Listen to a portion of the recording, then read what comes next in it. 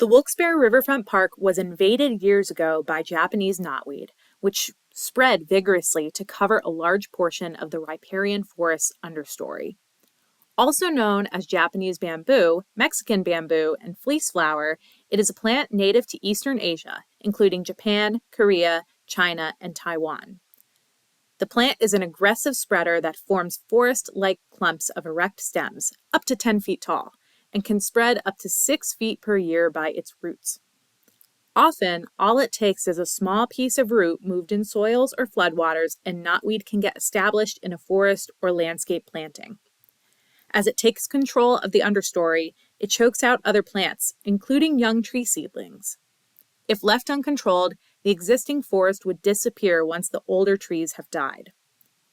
Besides the ecological consequences of the knotweed on the forest, it can also create a trail visibility and safety problem for park setting. That issue is being addressed by the Riverfront Park Committee, and over 15 linear acres along the trails have been rid of knotweed. An invasive plant is a plant which grows aggressively, spreads, and displaces other plants.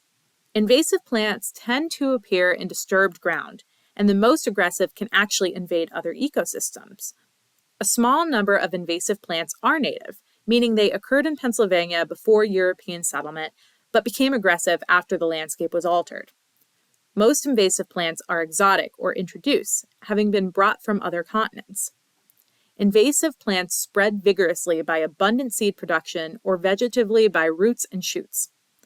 Once established, invasive plants are very hard to control or remove from natural environments like riparian forests. Invasive plants degrade our native environments by crowding out existing plants. In fact, they are a major cause of extinction and loss of native plants. Plants like kudzu, purple loosestrife, garlic mustard, and Japanese knotweed are displacing native plants and degrading habitat for native insects, birds, and mammals.